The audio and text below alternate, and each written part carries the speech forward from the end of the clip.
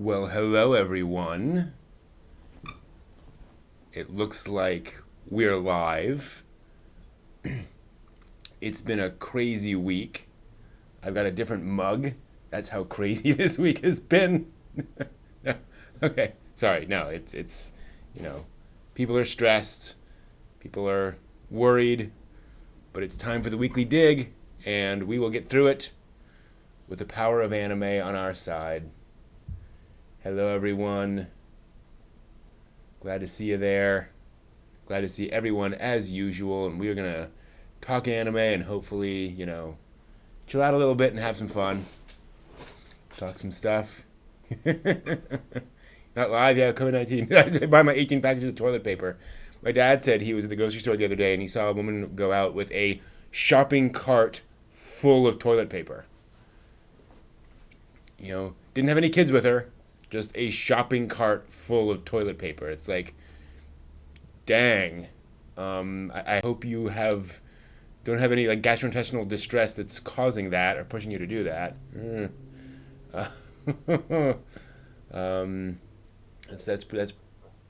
That's a lot.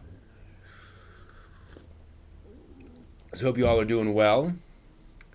I'm doing just fine. There was a case of coronavirus in the building where I worked.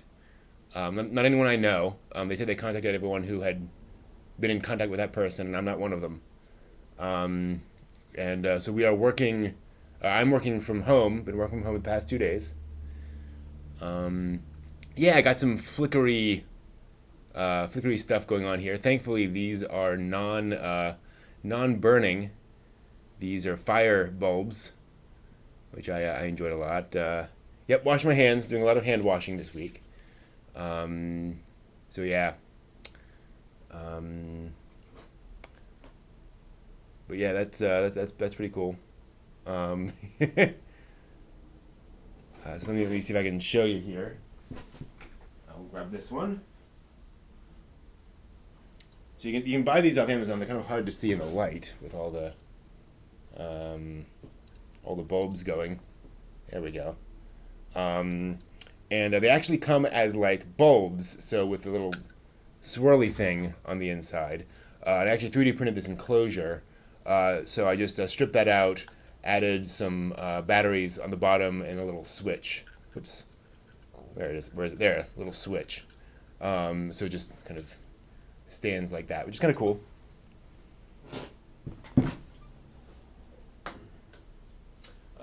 Hat tip to Adam Savage, who did a ridiculous build using those that I saw, and he pointed me to those, or pointed, not me personally, but that's where I saw them, and I thought that looks pretty cool. So I might make a few more, because I like them a lot. They just add some ambiance, and in this particular orientation, it's a little easier to see.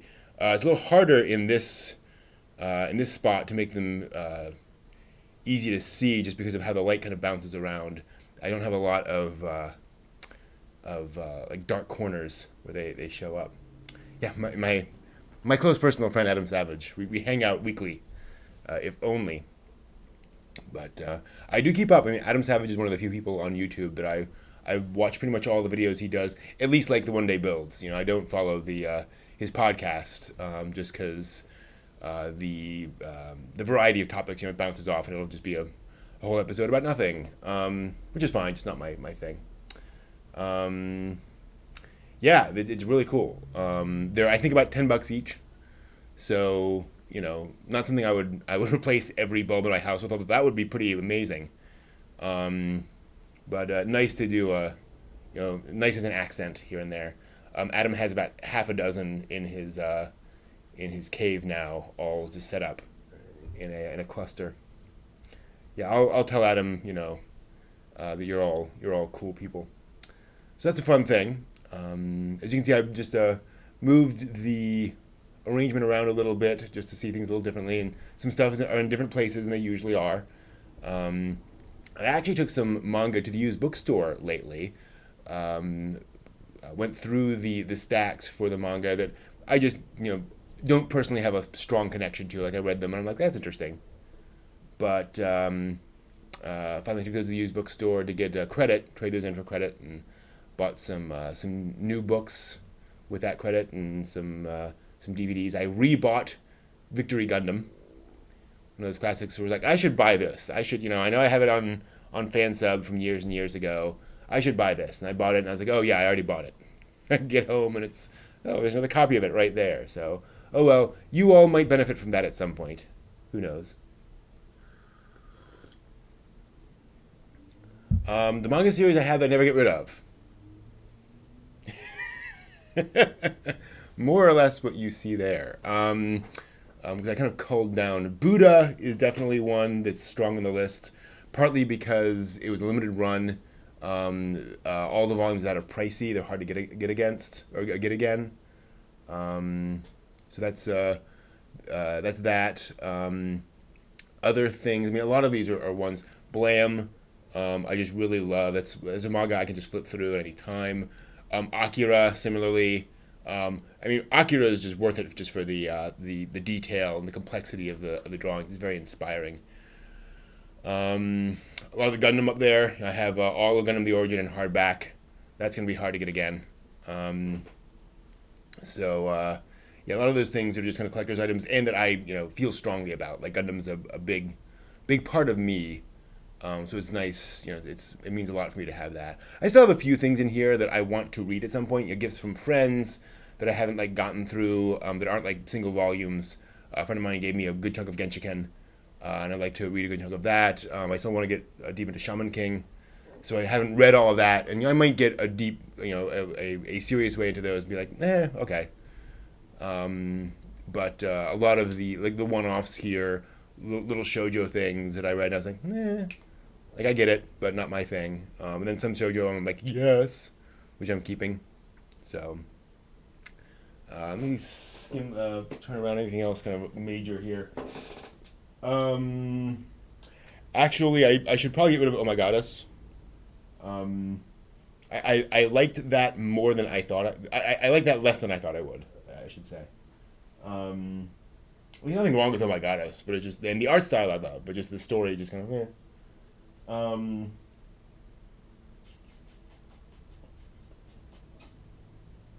But yeah, I kind of culled it all down. Also, especially the Gegege no Kitaro stuff really speaks to me a lot.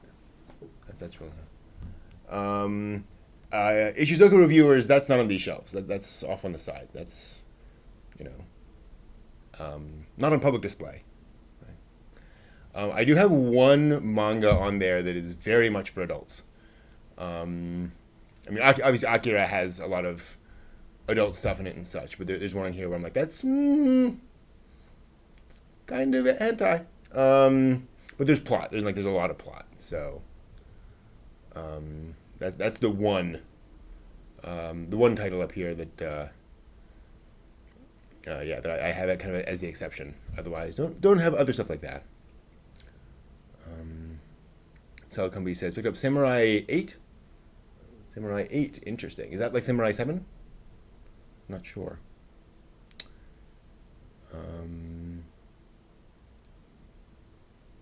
Yeah, and I love Oh My Goddess, the anime. Well, the OVA at least. I haven't seen the TV series yet. I saw some of the TV series, and it was good, but not mind blowing. So I didn't get too deep into it. But big fan of Oh My Goddess in that form. But the manga itself is just, I don't want to say it's hit or miss. Well, I guess that is not inaccurate. Just a lot of the plots are just these weird little one-offs that kind of don't go anywhere, and that's fine. But just it just felt kind of unfocused for me.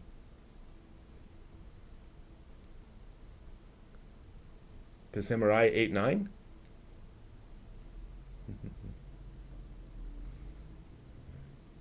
Yeah, I mean all H has plot, but this is plot with H scenes sprinkled in fairness. But yeah.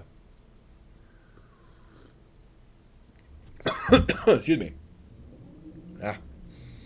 This is my normal tea, except it's just it's a little plussed tonight because of what's going on. Yeah, Oh My Goddess will definitely turn you on to rom-com. Somebody once said that all male otaku saw something of themselves in Keiichi, and all female otaku saw something that they wanted to be in Belle Dandy. Not that they wanted to be Belle Dandy, but that there was, there was something very sweet and innocent um, uh, uh, I don't know, and strong and interesting in Belle Dandy, and that I don't know how true that is, but I think there's a truth in that. Um, yeah, definitely works there. Yeah, a little Bacardi in this tonight. Probably because I have the same exact tea every week for this. It's a throat coat, and I was like, I want something a little plussed in there, a little something to give me a little something extra, and that's what that is. Which is, in a week like this, I could use a little plus here and there. This is about as much as I ever drink, anyway. And to be clear, it's maybe a teaspoon. I'm drinking responsibly. Don't worry. Got to drive this fine ship that is the Weekly Dig. But did y'all hear that?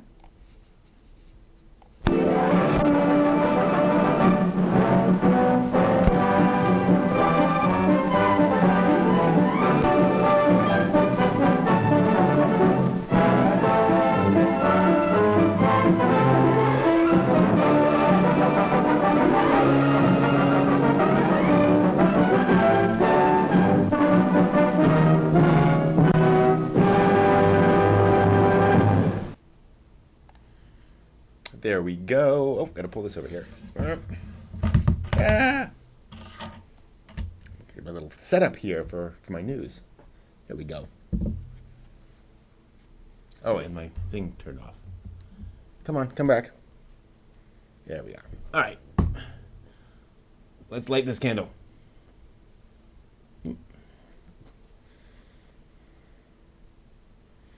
Good evening, and welcome to the latest anime news for the week ending March 14th, 2020. This week is still a little sparse on major anime news, but it does still bring some fun and interesting stories in these kind of odd times. First up, iTube, the official YouTube channel for the Aikatsu idol franchise, announced last weekend that a new project will be launching this fall. It is set to air on TV Tokyo and its affiliate channels. Not much information on the project was announced, but more information will be released in June. It's a little ways to wait, so idol fans, keep an eye out. The Aikatsu franchise began with an arcade card game in October 2012. The first anime based on the game also premiered that same year and ran through 2016. 3 more anime series followed, including the currently airing Aikatsu on Parade, which began in October of last year. So you have a lot of catching up to do. The National Art Center in Tokyo, I love this poster, has announced an upcoming exhibition themed around manga, anime, games, and tokusatsu. Tokusatsu, if you're not familiar, actually means special effects and usually refers to a specific genre of live-action film and television that uses special effects heavily, like Power Rangers and Kamen Rider. The upcoming exhibition will be held in Tokyo from July 8th through September 22nd, and will then move to the Oita Prefectural Art Museum from November 21st to January 17th, 2021. It's a rerun of the Manga Tokyo exhibition that was held in Paris in 2018, titled Manga City Tokyo, Japan's Manga, Anime, Games, Tokusatsu 2020. The exhibition will feature more than 500 pieces of art, production materials, and video from 93 different properties, so pretty expansive. The exhibit will be divided into 3 sections: a cycle of destruction and restoration, which will focus on properties like Akira, Evangelion, and Godzilla, which have apocalyptic themes, naturally. Then there's Everyday Life in Tokyo, which will focus on properties like Rurouni Kenshin, which depict life in Tokyo during different periods of time.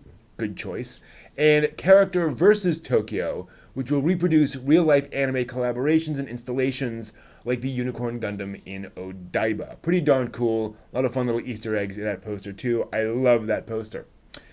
Moving on, the new Japanese copyright bill that's been in development since last February is officially making headway in the government. On Tuesday, the Japanese cabinet meeting officially approved the bill, which extends copyright law to punish the download of illegally obtained manga, magazines, and academic works. Now, for context, the law used to only punish the downloading of pirated music and videos and the illegal uploading of all materials. The revision will still allow for things like posting a single panel from a multiple-page manga or posting a photograph where manga is in it but it's not the main focus. And the download of derivative works like doujinshi and fanfiction will also not be punished. Now, the bill has not yet been sent to the Japanese parliament, which is another big section of that, or segment of that whole thing, but the government's aiming to implement the new revisions by January 1st, 2021, which gives you an idea of how long it takes for law to move through the system, but we'll keep you updated. The coronavirus outbreak has continued to prompt shutdowns and cancellations across Japan and the whole world. Now, as before, we can't cover every single closing, but we will touch on a couple interesting developments in the anime and manga world particularly, and this is a big one. First up, from real-life baseball to anime baseball, Japan's National High School Baseball Invitational Tournament is a massive deal. It's unbelievably popular, and unfortunately it's been canceled due to the COVID concerns. It was originally going to be broadcast on the NHK General Channel from March 19th through March 22nd. It is a nationwide event, but now the channel will be broadcasting the first 14 episodes of Baseball Anime Major Second in the tournament's time slots instead. So instead of tuning in to watch the actual baseball, you'll watch anime baseball. Now, as we mentioned last week, the Japanese government has asked schools to close until mid-April and requested that children and everyone else stay home and avoid any large gatherings. Many properties and distributors have been pitching in to help alleviate the boredom this will surely cause. The latest this week being the One Piece franchise. Shueisha has released 60 volumes of the One Piece manga for free online through April 5th. Now, this is the original Japanese release. These volumes span more than a decade's worth of the series. They're available on both the Zebrak comic website and the Japanese Shonen Jump Plus application. Now, Shonen Jump editor commented on the release, saying that they, quote, hope Luffy's adventures will be enjoyed by children who are having difficulties going outside, end quote. Fuji TV is also releasing daily recap specials of the One Piece anime titled Special Edition Episode Series.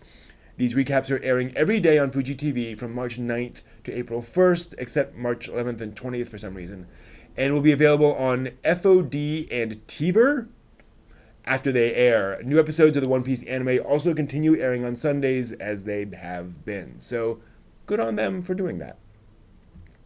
Here's hoping this crisis will be over soon, meanwhile, and everyone can safely return to their normal lives. And hey, at least fewer real-world events gives us more time to catch up on our anime watch lists, like the Studio Ghibli catalog.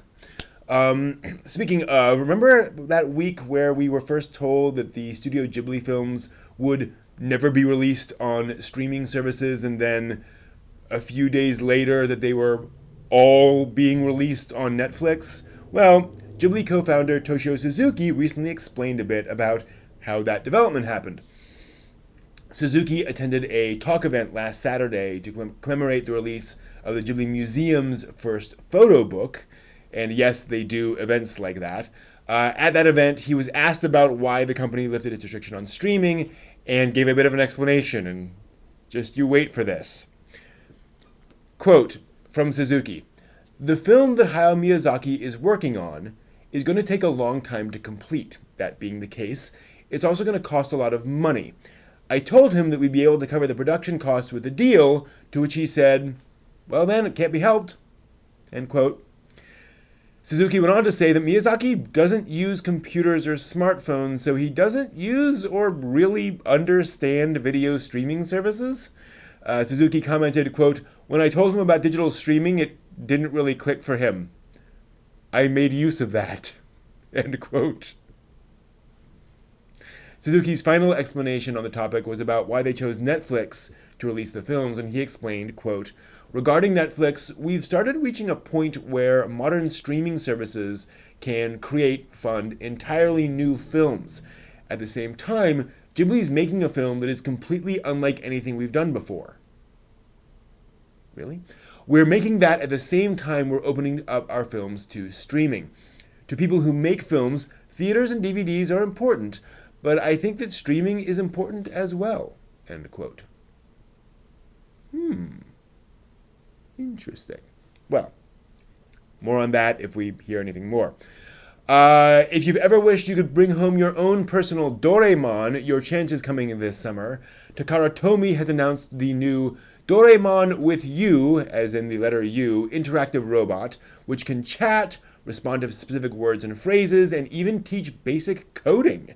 The personal Doraemon has a vocabulary of more than 1,500 words, and changes his points of conversation depending on the time of day, such as after school time or bedtime. He also comes with specialized cards that expand his functionality. Some cards will let you chat about characters from the latest season of the Doraemon anime, of course. Some will activate game modes and trivia, and some can even be used to program new behaviors. A deck of simple commands is designed to teach basic programming to kids.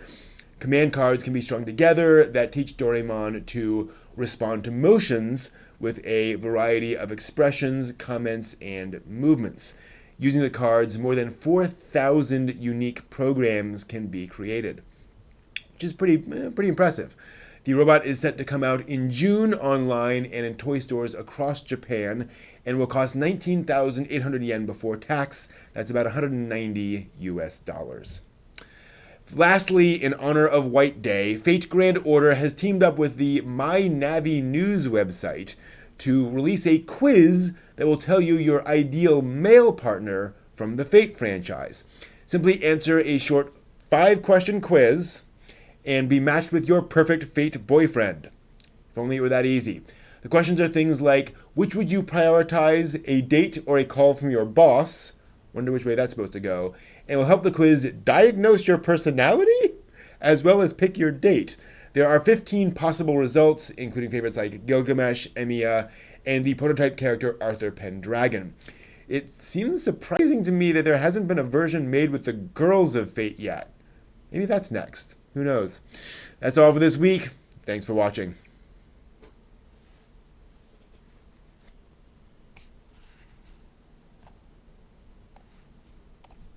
And the line is back. I'm honestly shocked that there's no who is your chosen Fate girl. Yeah, slow news. It was slow news last week as well. Well, everything's getting canceled. And so I think no one, even if folks are moving forward with things, I don't think they want to say, well, we're going to do X, Y, Z, because they might not. There's just too much uncertainty for that. So, sadly.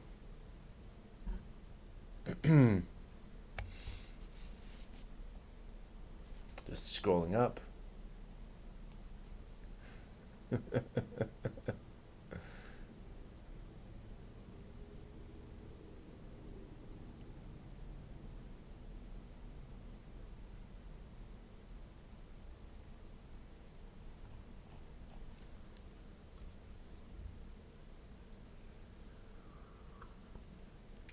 Ooh, I like that. Throwing the hat into the fire pit. That's a great way of ending it. I might just do that in the news now. Just, at the end of the news, just throw the hat off, and that'll be the last moment in the news. That'll be fun. Woo! Fade to black. Also be interesting if I have to switch over to the other YouTube channel. I may have to shift things around a little bit, shift things up. But yep. And thanks as always to Rebecca for the news items, for pulling all that together. It's a lot of work that she puts in every week, so thanks for that. Gives me some more time to record videos. I recorded some more videos today, so hopefully those will come out in the next few weeks. Starting to put that together. Oh, and by the way, for the anime streaming tonight on SciTube, I'm not caught up on Nadia myself, so we're going to watch something completely different than Nadia. We're going to watch almost like the opposite of Nadia tonight. I've decided that we're going to watch Street Fighter 2, the anime movie, which everyone I know who's watched it has described to me as, it's actually pretty good. That's always the words that come out of their mouth. I've never actually seen it. And then I've also queued up Fatal Fury 2, which I know nothing about. But in honor of fighting off the COVID-19 virus, we're going to fight off other people with punches and kicks. So if you're interested, that's what we're going to watch tonight, and we'll see how that goes. So that should be a fun one. I have no idea. I think they'll be very over the top, and I think they're both the dubs. That's the only ones I could find. I just pulled whatever I could get. So yeah, that's gonna be our experience for tonight. Bring some popcorn, and we will watch that. However, we have a bunch of folks in the chat, and I think it is time for something. I always forget to do this, but I think it's time for whatever the thing is that I usually put on here, which seems to have disappeared. Too much build-up to a small thing. Did I just remove that? I think I did. I must have. That's a shame. Yeah, I did. I think it's time for the giveaway. It's time for me to give away something. And I do indeed have something. Evangelion done right this time, so they say. It's a little unfair.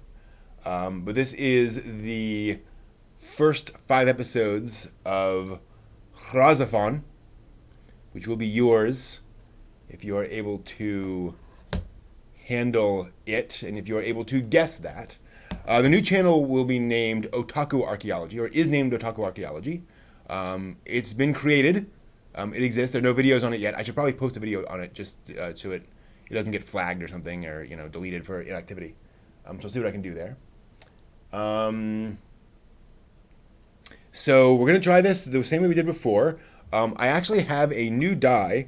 It's a little hard to read, but I'm hoping it will work. I have a much larger anime genre D10 that I 3D printed. So there's, so I think you can read isekai pretty well. Yeah, 1 second. Keep forgetting. I set the video to non-autofocus, manual focus. So you can see isekai pretty well. But unfortunately, things like historical didn't come out as well. But I think it's reasonably decent. So we're going to try this tonight as usual. Let me pull up the giveaway thing, which I can't find here either. Where's the giveaway image? This sucks. Maybe I put it up. Oh, I think I put it up here. Hold on. No, not that it. Not that one. There it is. Transition. All right, so I'm going to go ahead and roll the die. The die has been rolled. It has landed on a genre. Go ahead and pick what genre you think it is. Go ahead and type it in the chat. Whoever guesses it first will win Razafon.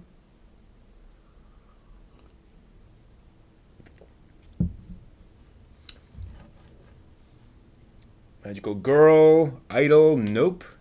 No one's got it yet.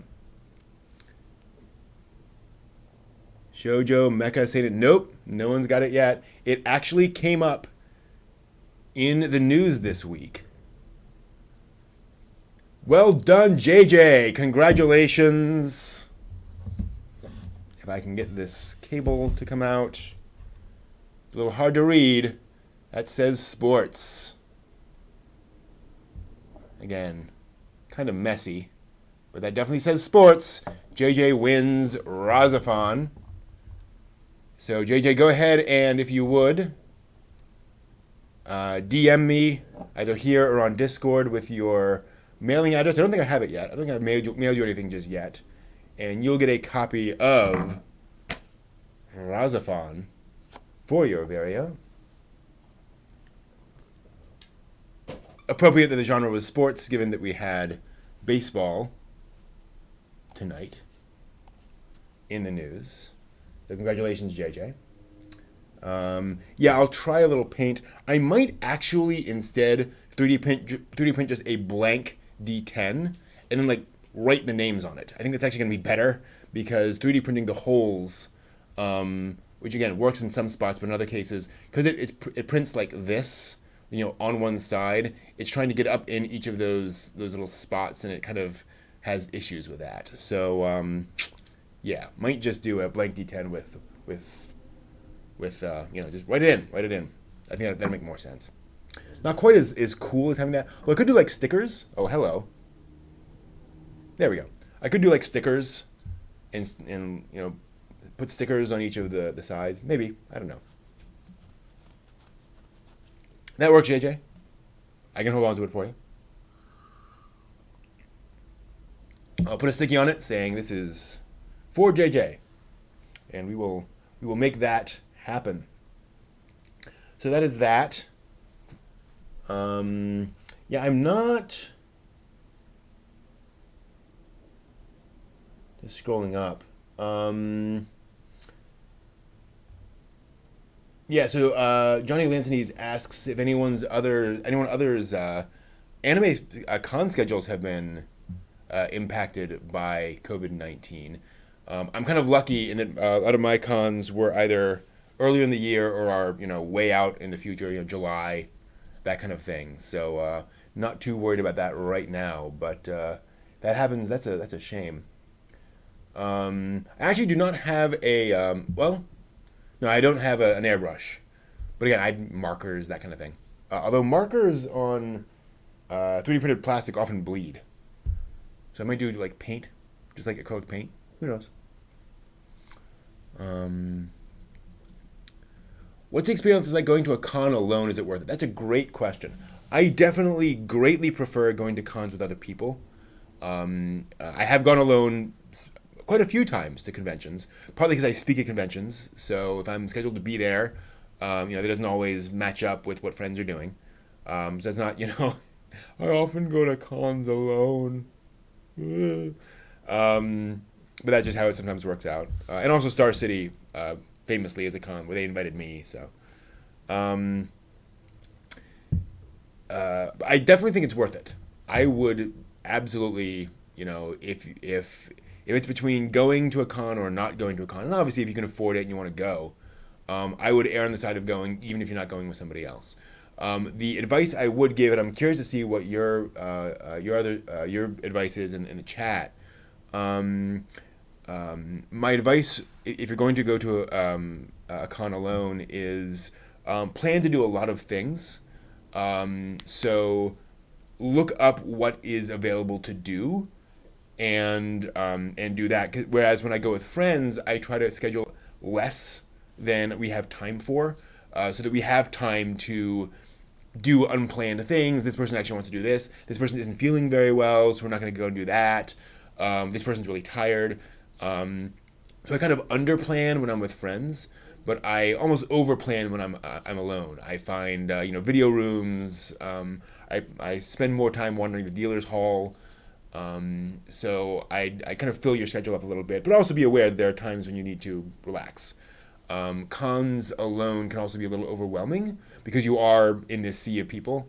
So I'd also give yourself some time to go back to your hotel room, go back to your car or whatever, and just, chill out a little bit.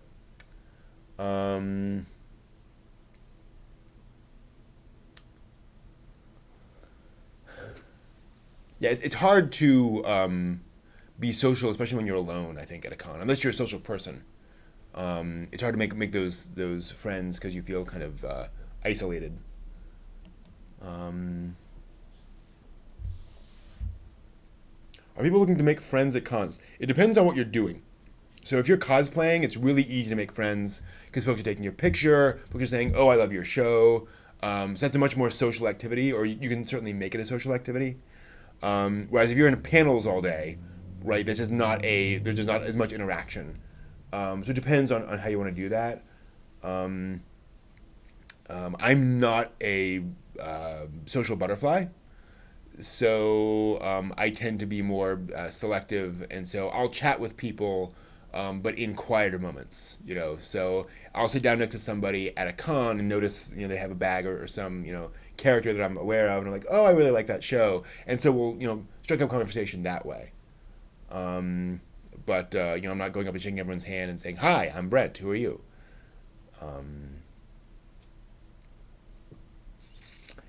Yeah, food, especially when you're with people, is actually really hard because folks have different dietary restrictions. This person already ate at 11 a.m. and so they're not really hungry yet, but they want something, and there's some people who are very finicky eaters. And you just got to be aware of that. So yeah. And also, it's worth noting for folks who are introverts like me, you don't have to like make a lot of friends at a con. Like it's okay to go to a con and have some social interaction, but not come out of it with 6 new lifetime friends. That's okay too. That's another thing. The size of the con matters a lot. If you're going to panels at a small con, then you absolutely can, end up chatting. And this happens to me a lot at Star City, where I'll end up chatting with folks who are just there at the panel, because we can, right? It's just the schedules are a lot more flexible, and so yeah, I think that's that. So yeah, I think if you're with friends, going back to the eating thing, bring some food. Like pretend like you're gonna be alone, so that so you have like some snacks on hand and so forth in case your friends are having a difficult time scheduling that time for lunch. Whatever, you can grab a granola bar or what have you. And that's the other thing is that like if your only experience is small cons and you didn't like that, consider a larger con or vice versa. You may find that a different style of con, a different scale, a different approach even might suit you more. Some people really love the breadth of a Comic Con, where you get some anime, you also get comics, and you get live action stuff and such. Whereas other folks prefer like a more focused con experience. Yeah, that's the thing.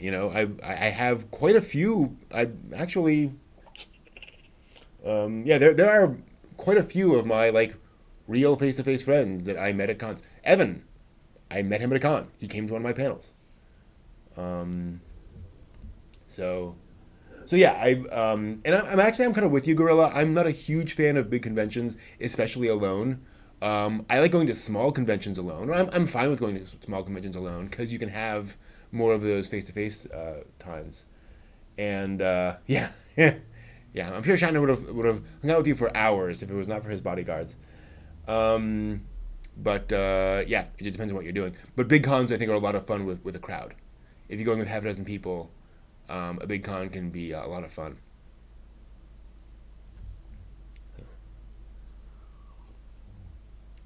William Shatner, famously, very sociable. Shatner is Shatner, and Shatner has a very weird life. So, in fairness, right? Yeah, I only have 2 or 3 bodyguards at any given time, and they're, you know, um, they only take out their guns if you've been talking with me for more than 20 minutes. So it's, I'm fairly approachable. Of course, they all look like the guys from Lane with the masks and all that. Ooh, I just realized, I've always wanted to cosplay as the gargoyle knight guys from Lane. The 2 guys in business suits, and I just realized I could totally like 3D print that thing now. Because that's always the problem: is it how would I find or manufacture that thing? I could make that. Ooh, that might be a project coming up soon. That'd be fun. Yeah, that helps too. If you have your family or friends that are into anime, you can do that. So getting back to Jay's question, why do we love anime so much? I think that's a valid thing to ask yourself. Obviously, I posted the video about it this week because I think, well, self reflection is always good. But also it helps with actually with a lot of these situations like this. If you go to a con with friends, or if friends are like, oh, let's go and do this event together, if you can identify why they like anime versus why you like anime, you're much more likely to have a better time because you can realize, they're going to be here, which I'm not into, but I'm into this other thing, so we can split up for these things. And you don't have to pretend that, or hope that you're all just going to all sync up and all love the same things and so forth, right? We're all different, except me. So I think that is, it's worth thinking about. Yeah, and that's fine, GA. I think we all have those times when we just and for me, anime, there's a lot of different things to it. I don't have one answer. Um, but yeah, I think that's a thing. Is that there's a lot to unpack with why we love a thing. I don't love science fiction for any one thing. I don't love anime or manga for any one thing. But there's certainly aspects that that that really speak to me. And I think it's one of the reasons why we have factions within anime because somebody will say, "Oh, isn't this amazing?" And you should all watch this, and other people will go, "Well, no, like that's literally not something I'm interested in. Like that's not for me." And folks get offended by that. Um, there's a great list online. I may have mentioned it before called Five Geek Social Fallacies, which basically list a bunch of mistakes geeks often make about social interactions. And one of them is this idea that um, this person is my friend and that person is my friend, and thus both of these people will be friends with each other. And spoken that way, it's obviously not right. But we often act like that. That because we're all in the same social circle, that we all must love the same things. We almost have the same passion, the same interest, the same likes and dislikes, and that's not true. That's a good point, JJ. Too. A lot of it is early exposure. A lot of modern anime fans are anime fans simply because it's around them all the time. Their parents were watching it, or other kids in school were watching it. It was another tab on their streaming service, so they could just go from Dora the Explorer to Doraemon. Ooh, that's a nice alliteration there. Um, so yeah, that's a definitely a thing. Um, I I am lucky in that I quickly realized how expensive art books were, and so I collect I have a very small art book collection. I don't collect those extensively because then I would not have any savings. So I appreciate them, but I can show you some of them here in a bit. But yeah, I think exposure is huge. I'm of an era where nobody really grew up on anime. It may have been there on television here and there, but it's a big deal. Yeah, the Read or Die book. Um, there's so all of the fans when I was getting into it were intentional fans. They stumbled across a showing of Akira at their local university, movie club, and they got fascinated and they dove in. Um, and so I don't really relate to the folks for whom anime is just like, you know, enjoying game shows. Right? It's another tab on the streaming service. Um, yeah, it's just I can't even imagine being into anime that way. Again, not that it's wrong, it's just so different for me. Um, but I think it's totally valid and totally true. But even there, I think there's something about okay, you like anime, why don't you like westerns? Why aren't you watching sci-fi or whatever? Oh, stop it, Google.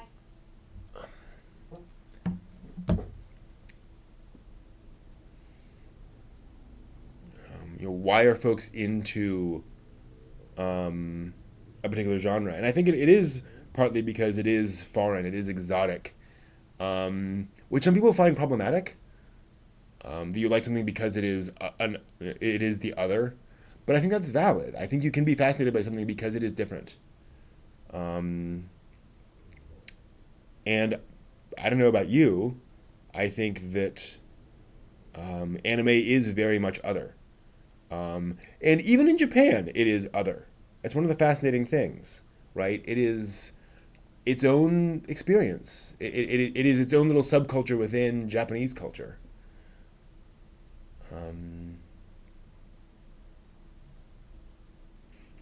and the things that excite and drive non-anime peeps from sports and live action all have their counterparts in anime for me. Yeah, yeah. Um, right, that's absolutely true, GA. That happens a lot. I think there are a lot of people where when they get used to the anime tropes, suddenly anime isn't interesting anymore. Um, and so you have to convert that into a passion for the thing itself. For saying, I love it not because it's different, but I love it because it is this thing, because it is this unique experience. Um, you know, I'm pretty darn familiar by now with the tropes of action anime, but I can still enjoy action anime when done a particular way. Um, Shoujo, I understand Magical Girl. It's not weird to me anymore, but it is. Sailor Moon was bizarre when I first came across it. That was the first Magical Girl series I was ever. In fact, I don't think I've told this story before. Um, my first major exposure to Sailor Moon was in the craft store. So my mom was into sewing a lot when I was growing up, and it wasn't like we were all wearing her homemade clothing, but she was good enough like she could make dresses and tops and such. So like kids clothing was mostly store bought or whatever. But she made a fair amount of stuff for herself and those things. Um, and so I was often dragged along to the fabric store. It actually wasn't even a craft store; it was a fabric store. Um, and I would have to sit there for 30 minutes while she was looking through patterns and choosing fabric and such. And the only thing that was remotely interesting was to pull out the patterns for Halloween outfits. I loved Halloween growing up, still do, as a lot of us did and do. And I would skim through, and of course, okay, Scarecrow, sure, whatever. Wizard of Oz, sure, whatever. Sailor Moon outfits. And this is early to mid 80s. So Sailor Moon was like on television, but it certainly was not a cultural phenomenon in America broadly. It was successful and folks knew what it was, but it was not you could not buy Sailor Moon merchandise in major stores or even small stores. And so that was the thing. And I saw these Sailor Moon outfits, and I was just fascinated. I'd never seen a sailor suit before. And I just found the outfits really interesting. To be clear, I didn't want to wear them, but I just the style was so unique, and that really intrigued me. That's a good point. When did Sailor Moon come out over here? It would have been later than that. That's a good point. So this must have been early '90s. But yeah, I mean that was really, really shocking to me. I had not seen that kind of stuff. Um, so yeah, 95 over here. Okay, there we go. Um, yeah, it was very strange to me. That's odd. My memory must be wrong. Because I was 19 in 1995. Or like 18. Huh. My mind is playing tricks on me. What was it that I saw? What would have been... And my mom would have been dragging me to fabric stores when I was 19, 18. Huh. it might have been a different magical girl. But what was, I mean, nothing else was on American television at the time. Interesting. I mean, it could have been Dragon Ball. I mean, there could have been, I'm sure there were Dragon Ball, outfits in there. No, even Dragon Ball was later. Huh. At least over here. I don't think we had, we may have had some Dragon Ball later on. Weird. Huh. Who am I? Where am I? Where is this? Who are all you people? That's interesting. Huh. Yeah, I must have some memories swapped around in there. That's weird. Hey, Becca. Good to see you.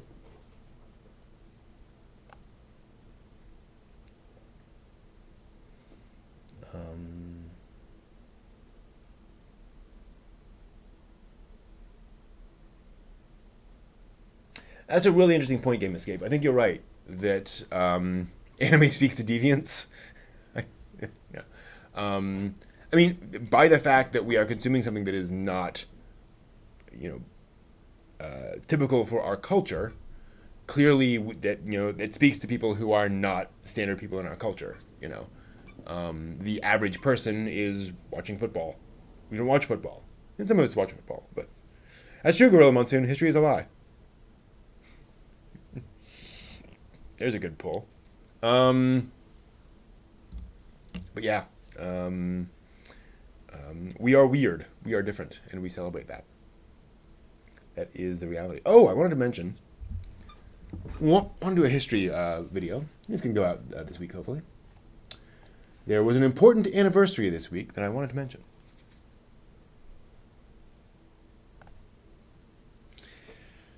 This week saw the release of Nausicaa, the Valley of Wind, or at least the anniversary of that release, way back in 1984, March 11th.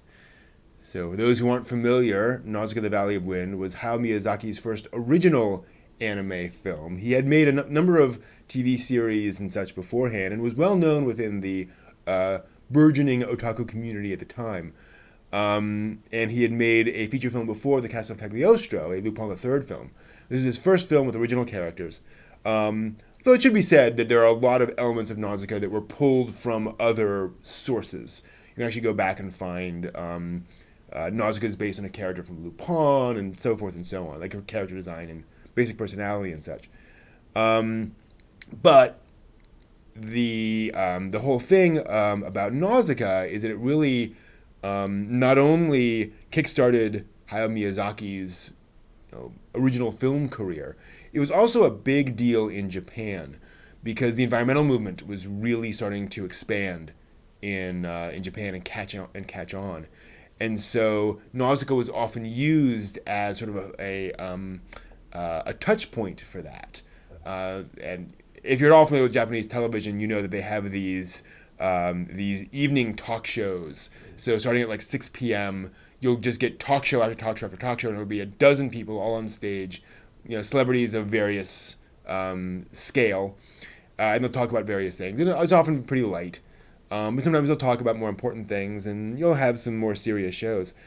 And so if one of these shows was going to talk about the environment back in 1984, they'd introduce that with a clip of Nausicaa and use Nausicaa as kind of the, oh yeah, this film came out, clearly has an environmental message and it has these pretty pictures. So let's talk about it. So Nausicaa really helped impress on Japanese audiences that anime was tackling an important social issue, and really got a lot of folks interested in Japan in anime as a more serious medium. Anime still had a reputation as being basically for kids, maybe older kids, maybe even young teenagers. But Nausicaa kind of impressed a lot of folks for the fact that anime was tackling things a little more serious. And obviously a big deal for anime fans in general because, hey, Miyazaki, Nausicaa, really cool thing. Also notable for the fact that it was kind of an early, not quite crowd-funded anime, but the manga aired in Animage, which was which one of his editors was a man named Toshio Suzuki, who worked closely with Miyazaki on it. There's a whole other stuff around how the film got made, but they actually put out an ad in Animage saying, hey, you've been reading the manga of Nausicaa, we're starting to work on a movie, we need animators, so if you're interested, come help us, and come be an animator on the anime film of Nausicaa. and they got some folks who came in to work on it. And one of those men, one of those people, was a young man named Hideaki Anno, who had worked on Macross and some other things. He had some professional cred. But he came in and he worked on Nausicaa and did the God Warrior material in Nausicaa. So if you've ever, watched the God Warrior sequences in Nausicaa and noticed the shape of the beams coming out of their mouths, might seem familiar. That's why. So yeah, Nausicaa came out this week. Obviously, an important milestone in anime history. Just wanted to let you know about that. Hope you found that useful.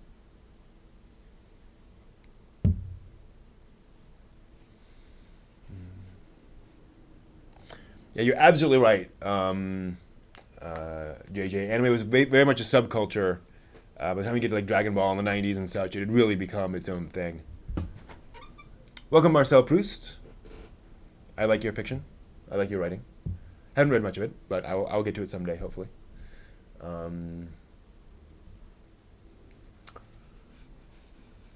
Yeah, Anno was a child at that point. I mean, that's dismissive. Anno was very young. He was still very much in his formative years in the Nausicaa days. I like telling that story because people who've seen both of those, when they remember the God Warriors, they're like, oh, that's right. It's like, here's that connection there. It's definitely things are wired together. Yeah. It's fascinating going back because when you see it, you're like, yep, that's Anno. Like that definitely feels like Anno's work, even without that one direct reference. But whatever. I recorded a video today about the idea of ripoffs. Is X a ripoff of Y just because it includes this element? At what point is something a ripoff? That kind of thing. And there's a good example of where Nausicaa contains elements from other stuff. You can trace a line from Nausicaa to other things. And there's nothing wrong with that. It doesn't make it a ripoff. It just means it incorporated elements. It was inspired by other things. Eva was inspired by other things. There are a lot of things that Eva borrowed, but it doesn't make it a ripoff. And that's fine. Getting to the point where it's like the norm. How mainstream we consider anime to be? I don't know.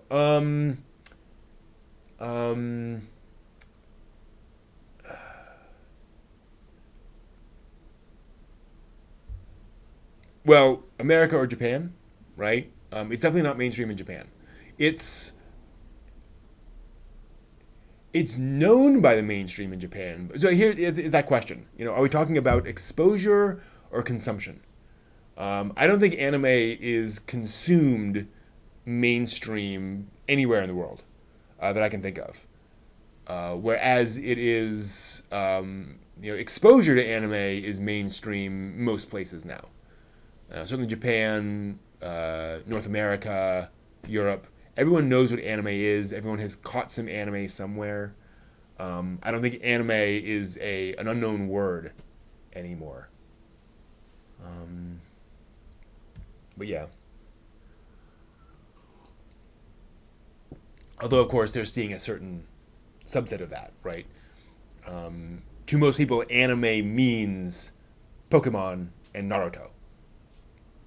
And neither of those are pretty typical anime series, right? So, which has always been the case. It used to be Dragon Ball. Folks thought all anime was Dragon Ball Z. And it's like, no, not really.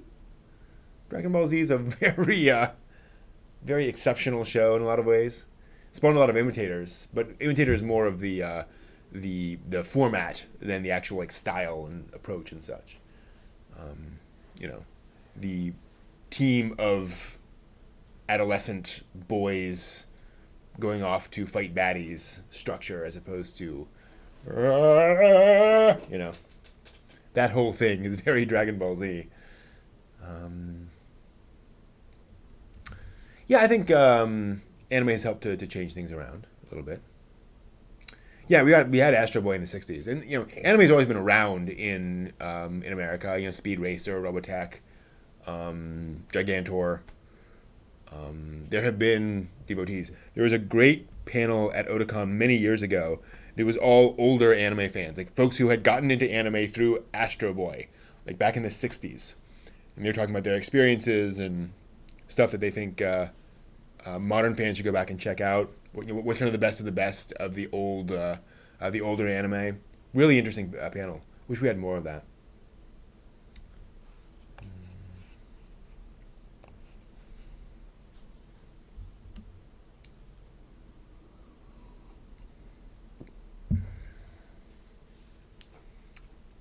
Yeah, I think it's definitely moved more towards the mainstream. You know, more in that direction.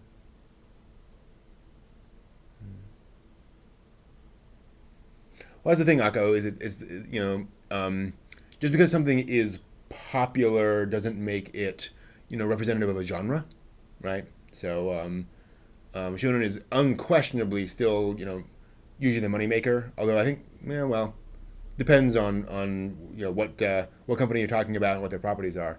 Shonen is definitely up there and really big.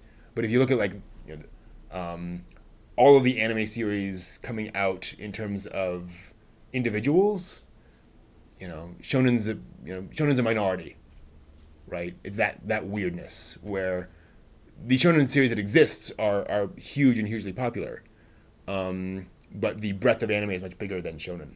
So yeah, it's totally what brings the newbies in. You're absolutely right about that. Shonen is the gateway drug to anime. It seems. Yeah, and I think streaming has been a big help, partly because the streaming deals aren't siloed into Crunchyroll or Funimation, so you get Castlevania on Netflix and other things that get people in. Eva on Netflix. Folks are like, oh, this is interesting, and then that pulls them in. I don't think ultimately Eva. It'll be interesting to see. I thought Eva would be a bigger deal than it was on Netflix. I thought it would get a lot more attention. It certainly got attention, but I thought it would lead to a lot of more mainstream press where people were kind of analyzing Eva, or talking about this weird anime series that's now on Netflix, but didn't really have that big impact afterwards that I thought it would.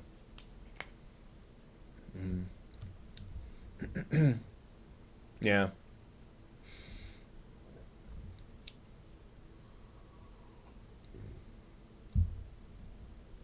that's a great point, Johnny.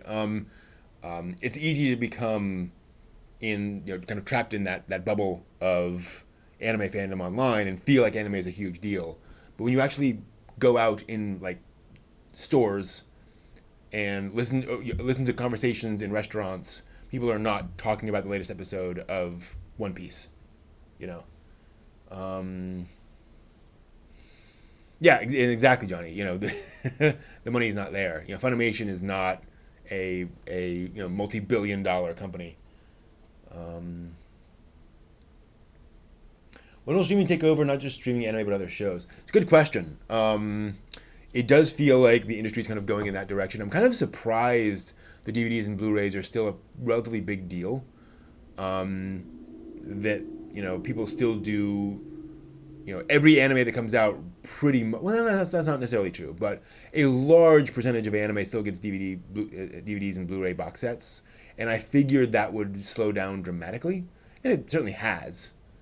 It has slowed down, but we're certainly not there yet. Um,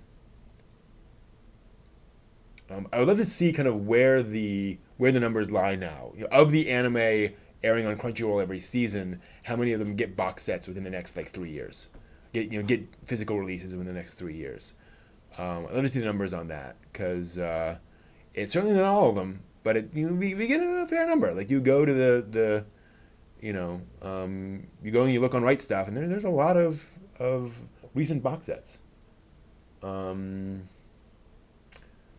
yeah, it's actually a video I'm thinking of making. Is what's happening to the idea of the anime collection in terms of the your physical DVD Blu-ray collection. I do get the sense that that's going away.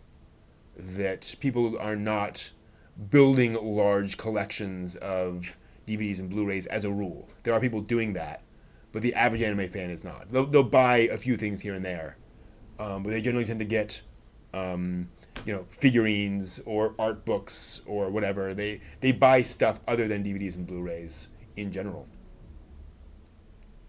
Um,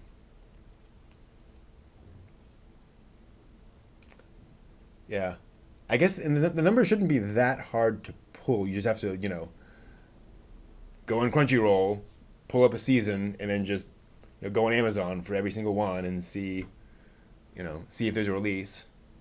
So you can do it. It's just a very manual process. Hmm. Hmm. Interesting question. Yeah, and there's just so many shows now. We are lucky in that we have such a wide variety of anime. Why is that not showing up? There we go. Wide variety of anime released to us every season, but we are definitely not getting them all on hard copy. Um, yeah, that's the thing. I think people are getting a lot more selective. So if there's a show that you love and that you want to always have access to, you'll get that on DVD and Blu-ray. Where you're like, I never want to lose access to that stream, but it's much smaller than when you had. Yeah, OVAs are definitely in a very different spot than they were, like in the '90s, which I consider to be like the heyday of OVAs. Now they're much more specialized. They're kind of I don't want to say random, but definitely more rare. It seems, and again, partly because it's a little harder to monetize. Um, Folks aren't buying the DVDs and Blu-rays directly from the studio, so yeah.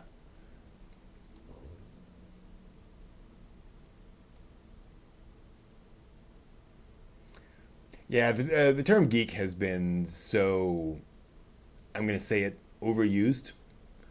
I think it's more or less lost all meaning now, or most meanings. I don't know that OVAs are dying, but I think their use case has narrowed dramatically. And granted, I think it's because there's so much anime on TV now. I think it used to be TV stations just weren't airing that much anime, you know, and so the OVAs were filling in the void, where studios were like, we want to make more anime, make it more available. But now that we've had kind of this glut of anime on TV for the past 5-10 years, that I think there's just not as much of a need. So, so you get the OVAs, the OVA one-offs. The Lucky Star OVA, I think, is a good example of where, okay, we have one extra little story to tell. We'll throw that out there. And it'll be an episode or two's worth of story. But you don't get a lot of, this is an original 2-hour story that we're releasing as 4 half-hour episodes of OVA.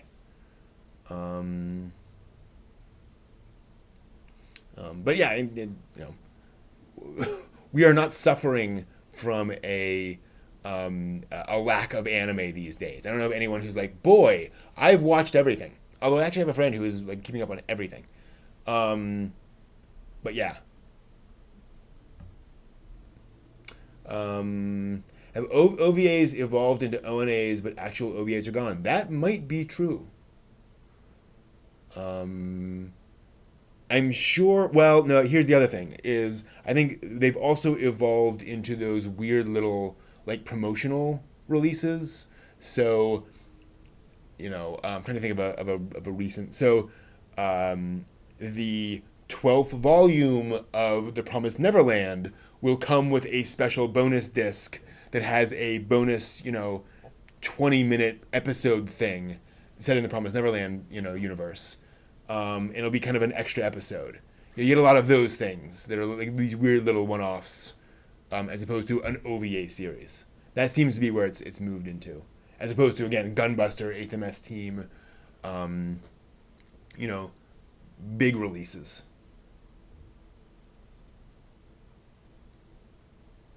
Um, yeah, yeah, they're managing it so far. What do you think about studios releasing anime box sets into parts? It's weird to me that because it's like, well, the whole point of box sets was to collect it all together. Just release we used to have all these DVDs, and then they wanted to move to box sets. Now we're moving kind of back away from box sets. So I do think it's kind of an odd choice, But I also understand the idea that folks are kind of rebelling against dropping 60, $80 at once, and so they want to kind of spread that out across multiple purchases. So I guess that's the idea. Have my friend watch every anime. Well, not every anime to date. She is watching. She and her boyfriend. They split it up, and between them, they are watching all anime currently airing on in a given season. So they are, they started with episode 1 of all the shows this season, and they are continuing with all of that. And they're just spending all their spare time doing that.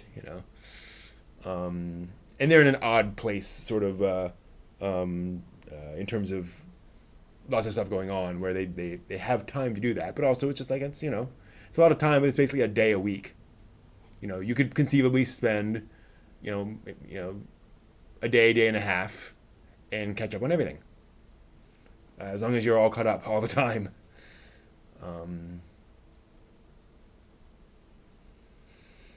Yeah, I love box sets in theory.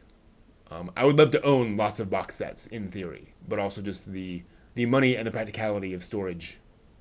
Not really for me, but I love folks who does that.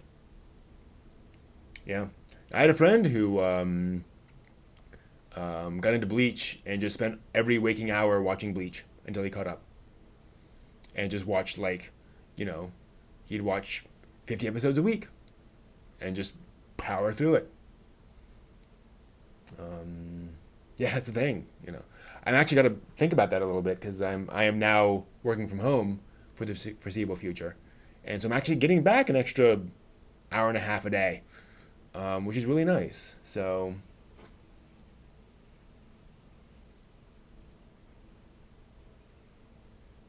that would be nice. I certainly wouldn't turn that down.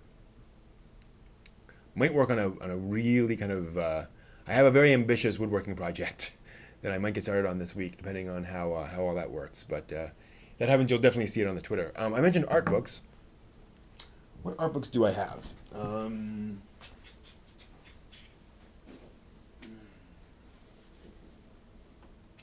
That one.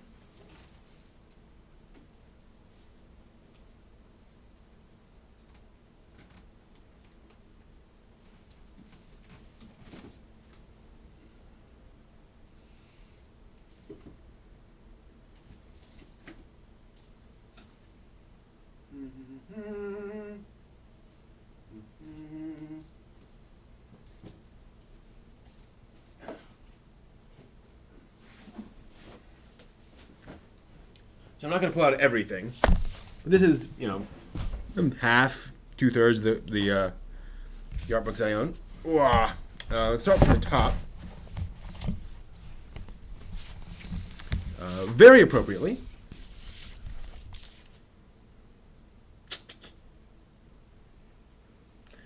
which is a very interesting image, because you have Nausicaa carrying an infant with a crown.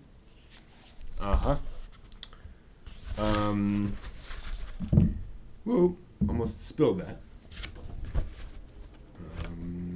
And so a lot of just illustrations here. Some of them just classic things we've all seen. Just various things from the manga and such. See if I can find something here that's less common. But you've probably seen a lot of these online and such. Some of them are just... Oh, this is neat. So this is sort of a concept artwork for the Sea of Corruption.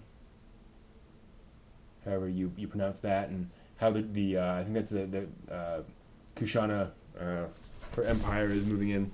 That's the Dorok. How they're moving in. One of my favorite images of Nausicaa. Just that expression there.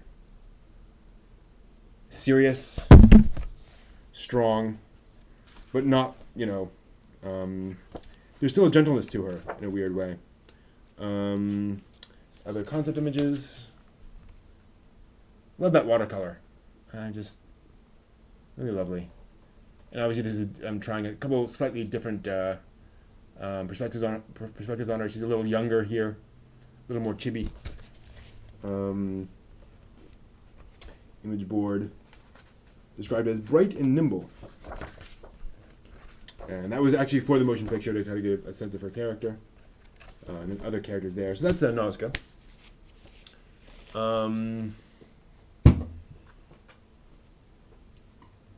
Neo-Ranga. Ooh, here's a classic. Picking this up a little while ago. Pretty recently, actually. Art of ROD, Read or Die. Particularly for the TV series. So you get, obviously, again, a lot of sort of classic images of the characters. If you're familiar with Read or Die. Really cool stuff. And Read or Die obviously has a lot of history. So you get stuff from referencing things from the past. Lovely little Anita there.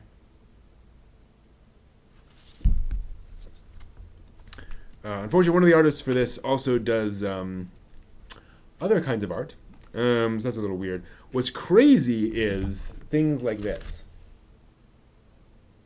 These are all the outfits that one of the characters wears over the course of a 26-episode TV series, and that's not all of them.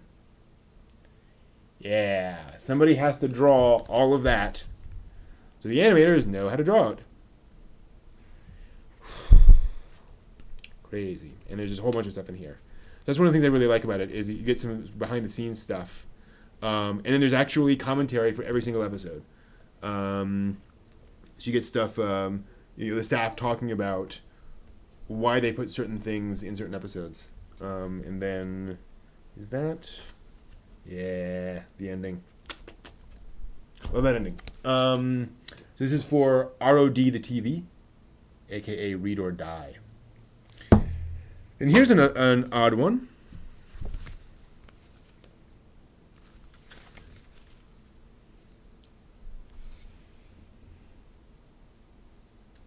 See if you recognize what this is and who this might be an art book of.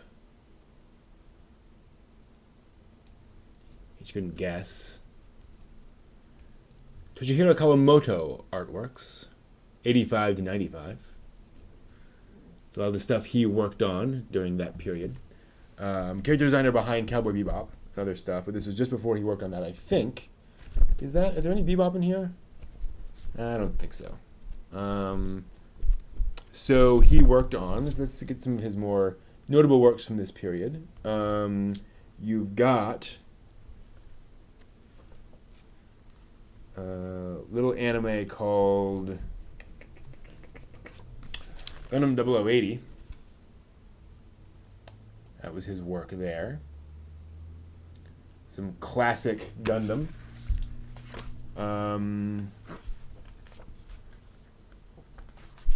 See here. Other illustrations he did just sort of more or less for random stuff, some random Gundam stuff. Then there's a little anime you may have heard of called Gundam 0083 Stardust Memory. More of his work.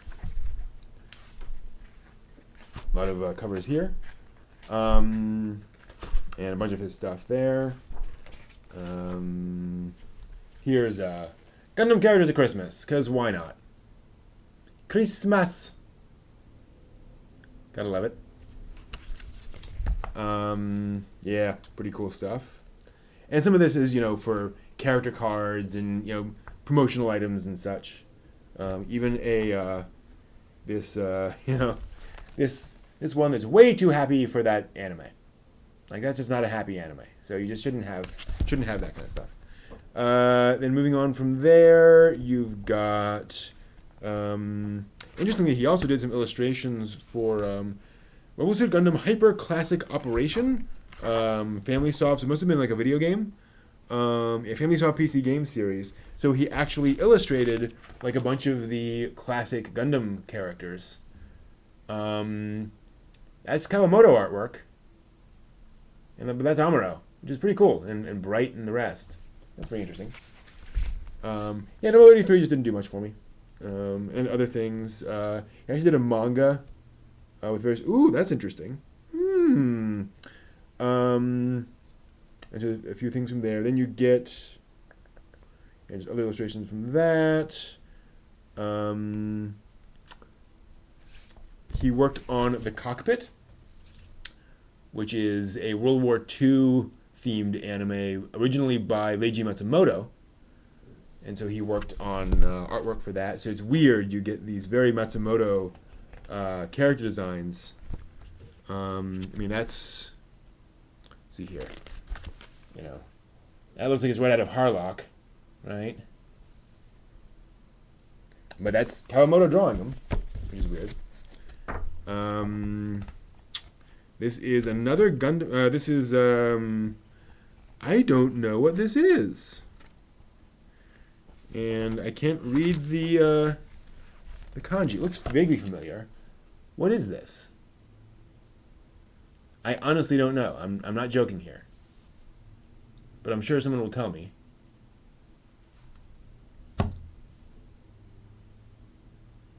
It's definitely not Gundam. It's none of the obvious choices. Orgus! There we go. You did some Orgus work. Orgus 2. Orgus.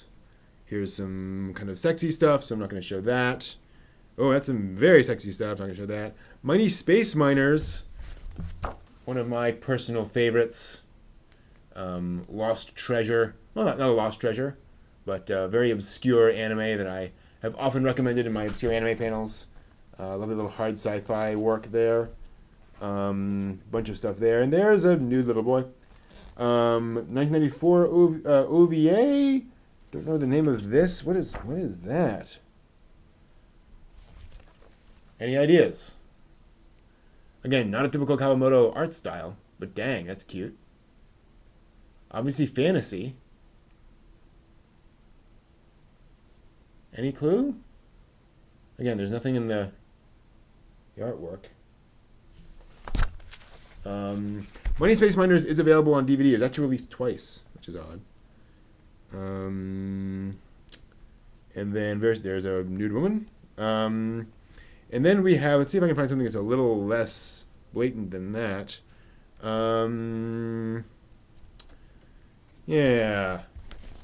He also made this. Which a few folks would be like, oh, that! Yep, that's right. That is Kawamoto. Golden Boy. And this goes up to 95. And that is, I think is the last thing he worked on in 95. And it ends up with girls in bathing suits. So that's a fun one. Ooh, and then, haha, that's interesting. Look at that. And it ends with him, starting to work on another character. I think the comic was released over here, yeah. I got an 8th MS team art book. So that was, and this is a short one. It's mostly just basically screen grabs. Not really an art book, more just screen grabs, frankly. I'm not looking for anything really cool in here. Not really. I like the art of this so much. I would just look at this a lot. Really like that. This is an odd one. Oh, what is this? What is this? I own this. I don't know why or how. Yeah, this is B Club from Bandai Brain Bank Media, July 1992. It includes this is I believe some kind of Kamen Rider spread. This is interesting. I am discovering things about my own collection. Yeah, it's definitely Kamen Rider. Little tuxedo mask for you.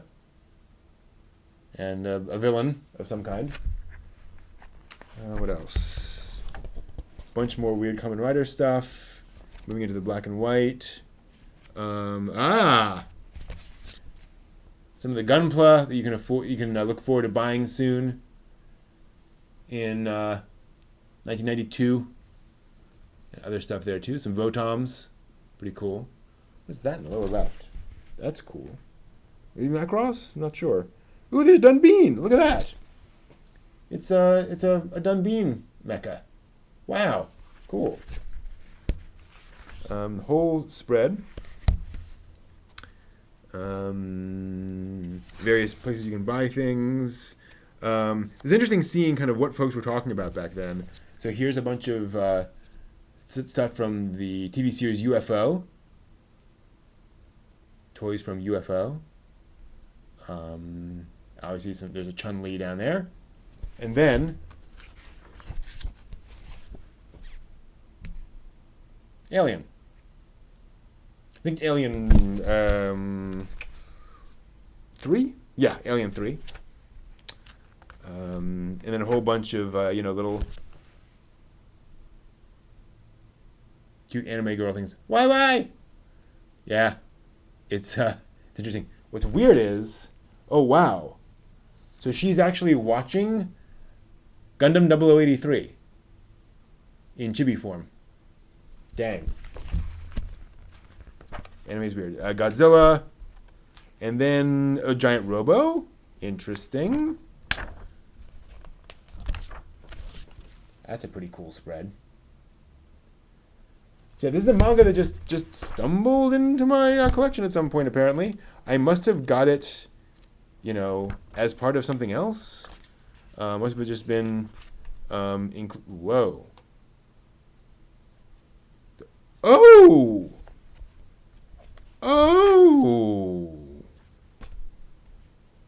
So, no one will have any idea what this is about. No one will recognize this. I did not recognize this until I saw the images at the bottom. But you will know what this is if you know what this is talking about. If I just do one thing and zoom in on one part of this picture.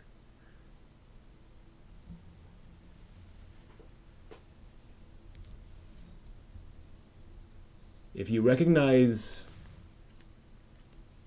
that, then you know this illustration's sort of artistic source. And yes, oops, that Zerum. That is a Zerum thing. How weird. Zerum's a live action. Fan art. Cool. Zerum's a live action tokusatsu special science fiction thing that was then made into an anime series called Iria. Zerum the Animation, which came out a while back. So let's check this out. Okay, folks. We're going to get into some fan art from 1992. So we'll go from the top down to the bottom. So here's the top piece of fan art. I'm not sure who that is. That looks like a... I think I recognize that insignia, but I'm not sure from where. Then we've got some other stuff, other characters. Again, apologies for the difficulty there. It's a pretty nice 0083. Some other stuff. A lovely Ideon. It's a pretty darn good Ideon. And then John F. Kennedy. Sure. And realistic Harlock. Okay, Japan. Whatever. Some Sailor Moon. Sexy girls in swimsuits. Tiger Mask, I believe. Yep. What you'd expect. Various plushies. Various toys. Toy events. Various things. Oh, look at this. Okay. Here's some stuff that's a little more recognizable. So let's see here. I cannot show that.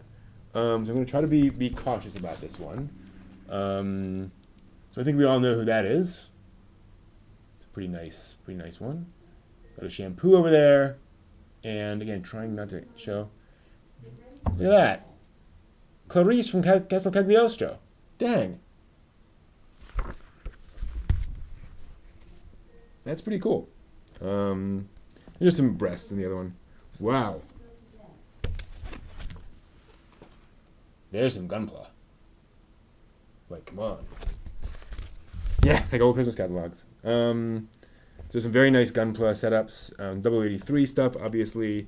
That's a character. Any ideas? She's wielding a frickin' Keyblade in 1992. Any clue? Does the font look familiar? I am not figuring that one out. Maybe possibly a video game character. It'd be pretty early for that, but possible. Next cover has what looks like possibly it's like some fish girl thing. I don't know, so I'm not sure if it's related. Don't know who that girl is. Cramp character, quite possibly. Don't know. That's definitely a Keyblade. Oh, there she is. Some sort of fantasy thing. There's a little mini manga after there.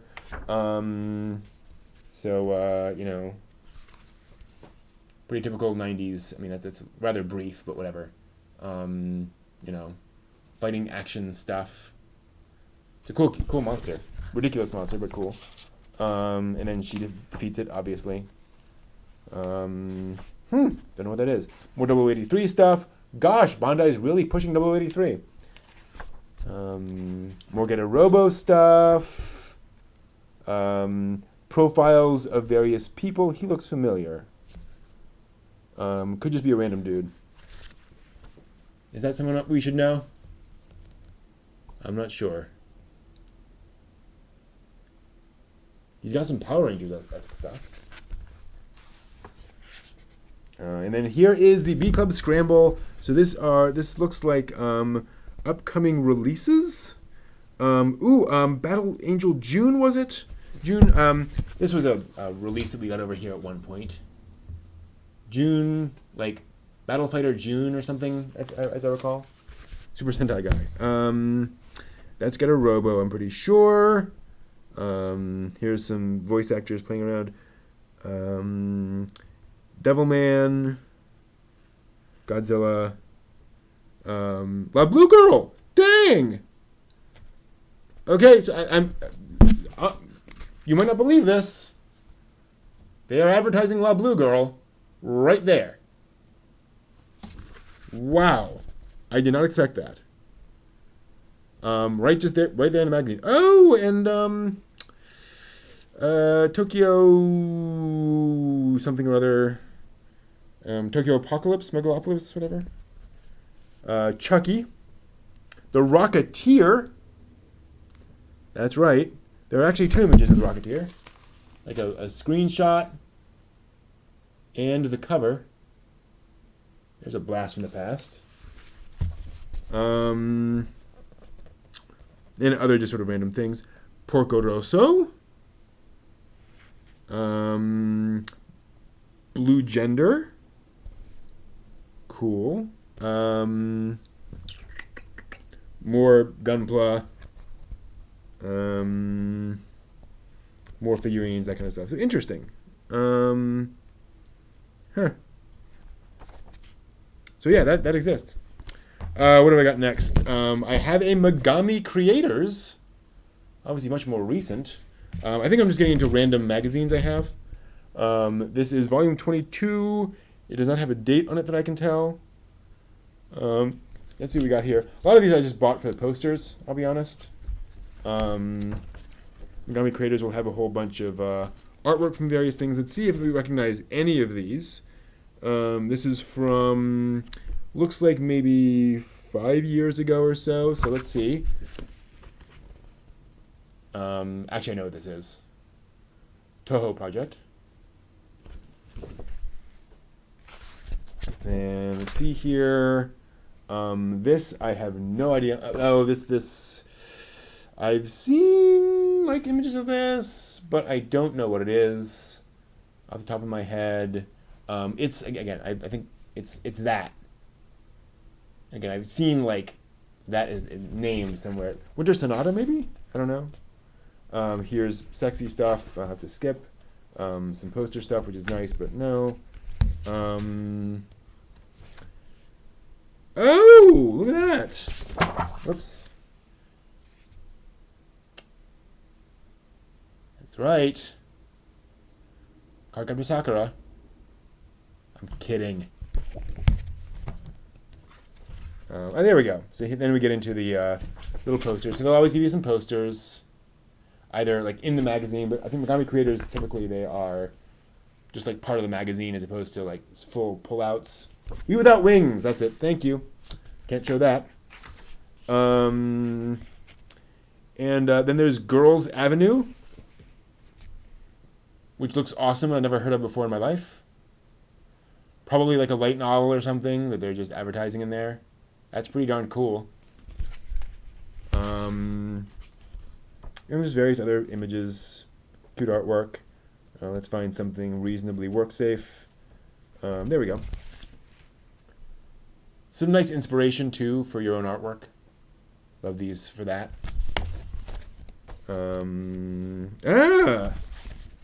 Tante Opera Milky Homes, which famously the other folks on Otaku Stream Live despised with all of their all the passion they could possibly muster. Ooh, check it out. Angel Beats. Bunch of characters from that. Character designs there. Not much about Angel Beats. Holy smokes! What? Why is there a thing for Handmaid May? I love Handmaid May. Handmaid May has had the most surprisingly dramatic ending for a fluffy moe series ever. Okay. And then this, whatever this is. I don't know. Looks familiar. Looks very familiar. DVD's coming out. Some Angel Beats stuff. Bartender. Or no, Rio. Which again I can't show because that's a little sexy. That's awfully sexy. Catherine. That's even sexier. Oh, that's Queen's Blade. So, Queen's Blade. But yeah, that's the nice thing. Get some fun stuff there. And then I've got a Megami Creators from volume 19. So that was 22. This is 19. And here you get, let's see what else you get here. I remember pulling through this a while back and finding some interesting stuff. Some really cool artwork in this one. There's very different, distinct artwork. I just love that. Love it when somebody is playing around with colors and style and such. Really neat. Why she's wearing a coat and panties, I do not know. That was Photon? That was Photon?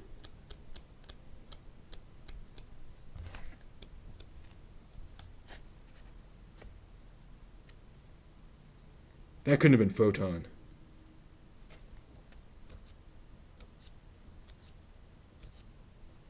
I don't remember the characters in Photon looking at all like that. Maybe something else. I don't know. Okay. Oh, you're talking about me not liking Photon. That is a true thing. So yeah, that's the thing. Getting back to art books. Oh, this is... Oh, yeah. So this is something that I like more, I think, than like art books for a series, is art books around a theme. So this is all girls and railways. Show you some of my favorite ones. Love the colors, the shading, just the softness of that.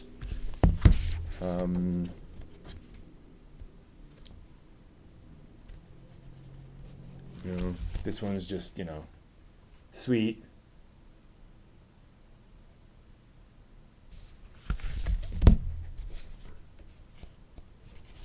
Let's see here. There's one in here I remember just standing out to me. I think that was it, actually. Just the composition on this one. Use of lines, the drama of it. Nothing going on, really. But it's just interesting to look at, which is cool. Photon was interesting. Yeah. So I like that. Again, it's just kind of inspirational. Okay, moving back to actual art books. Is this an art book? Yes, it is. So we'll start with this one, Visual Experiments Lane, art book for Serial Experiments Lane. Later folded into an Omnipresence in the Wired. This is a lot of background stuff on the series and the characters. That thing above each of the girls is their earrings they're wearing. I believe you're typically not allowed to wear earrings to school in Japan. So it's notable that when the girls all go out, to Siberia, they all wear earrings, right? It's almost a sign of rebellion.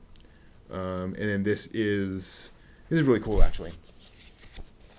If you've seen this show, is there anything in here that's problematic? No. So for those of you who know the show, you'll know there are kind of 3 different versions of Lane, and that's them. Those are the 3 lanes right there. You ever notice that in the show, that there is this kind of element of it, that was literally part of it, is that there is a very different, that there's Lane in the real world, in fact. So on the left, there's Lane in the real world, and you see how she stands. Lane in the Wired, more confident personality, and Lane of the Wired, who is very different. So it's all those different things. How they thought through all the elements of the show is really cool. And then you've got some really weird artwork.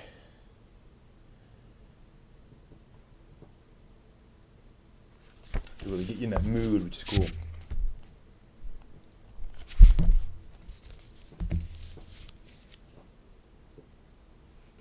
Then there's this,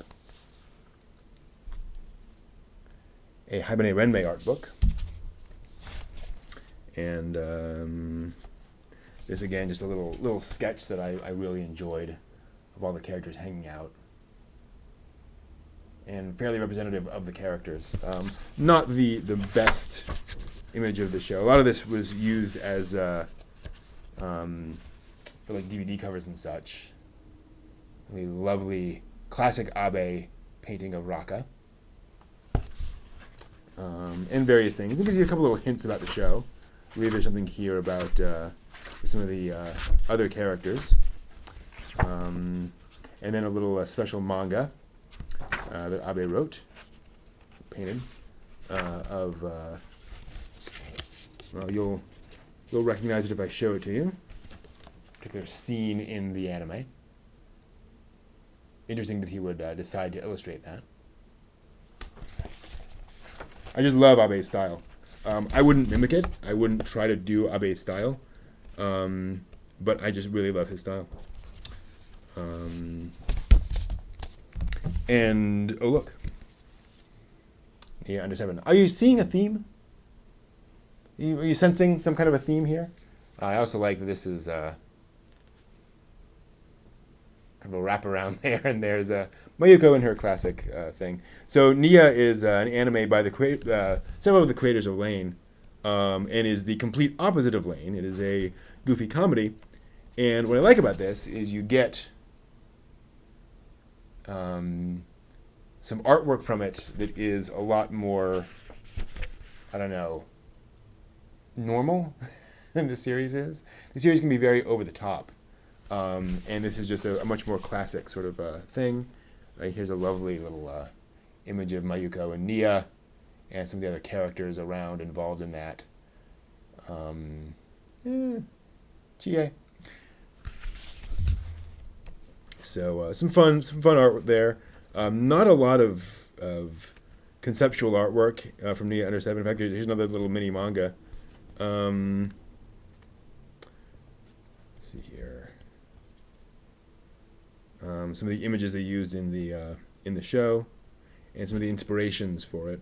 This is based on a concept that. Oh, here we go. Here's some. Are we cool here? I think we're cool here. Yeah. Yeah. To give you an idea of, I think I might like Abe's pencil work even more than his finished artwork. Or just something about the rawness of that I really love. So just some concepts for the show.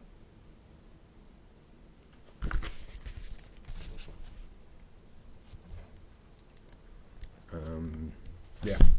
And then finally, something I will not shut up about.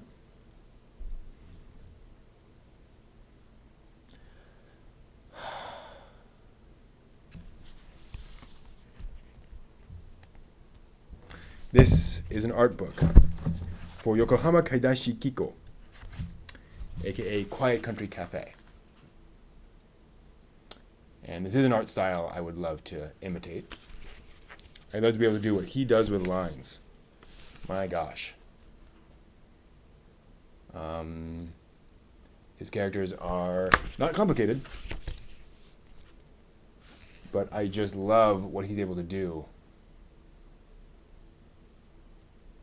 to make a character that is cute, but not like syrupy cute, right? Not like, oh, I'm clearly supposed to buy this character's merchandise.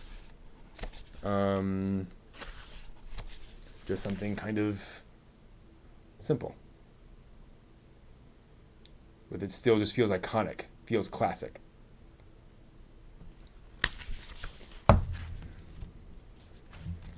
And yeah, I could just watch this artwork all day. That's the kind of thing. This is kind of, for me, prototypical artwork in a way. I'm like, I would like to be able to draw that all day. I would look at that all day. I would experience this all the time.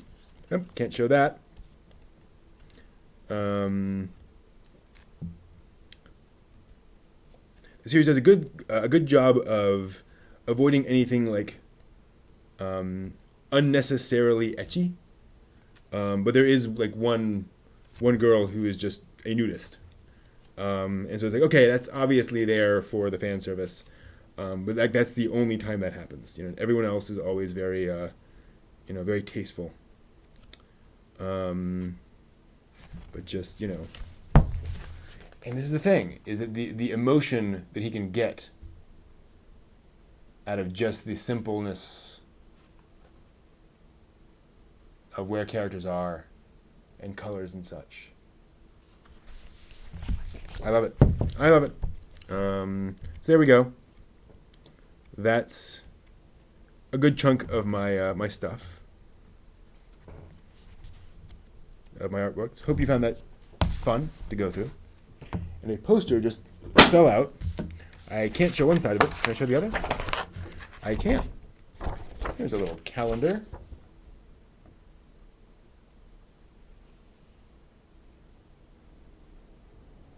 That's a somewhat brief outfit for a girl that young, but whatever. It is anime.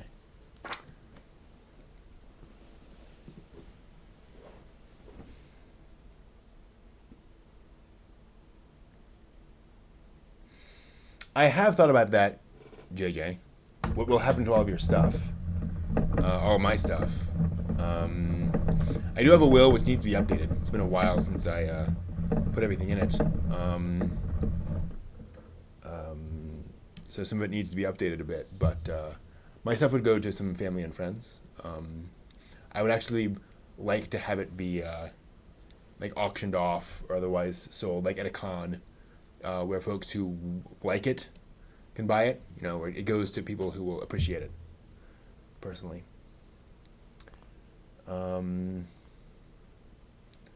Breath of Fire. Okay, cool. Breath of Fire. Let me just look. Ooh, ow. I've been sitting on my foot for the last little while. I just want to pull up the images from Breath of Fire. Red Fairy? Ooh, loving the art style of this.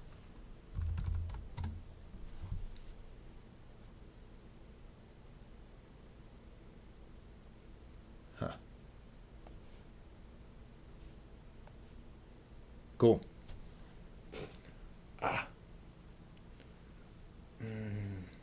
So yeah, I like your idea, GA, of setting up some kind of auction at a local con, and then it all goes there. But I've also been, condensing for exactly that reason. I don't want to leave behind a huge amount of stuff that my the next person will have to sift through and figure out. I have enough folks who have to do that with their own relatives where they're like, I have no idea what to do with any of this material. And it's obviously, somebody would want it, but that's the thing, JJ, is that, there's not a lot of folks in my immediate circles who would know what to do with a lot of this stuff, outside of friends. So, don't know. It is worth thinking about, though, so it doesn't just all go immediately into landfills. Some of it might, but not all of it. Got to accept that. All right, it is. We've been going for 2 hours. I think that'll do it for us for tonight, except for SciTube. So I'm gonna go ahead and let this go, and we'll switch over to SciTube. We'll probably just get through Street Fighter 2, the movie tonight.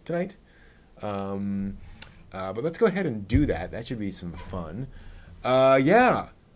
I want to thank you all for hanging out with me tonight, because I think in all of the uncertainty around the coronavirus, it's nice to have something that we can all just kind of settle in on, talk about, share some experiences, share some talk, and, have a bit of normalcy. So I hope this has been that for you. And as always, I love talking to you all. Always great conversation every Saturday. And let me put in the link to the SciTube. So if anyone wants to join us, I will be streaming. I'll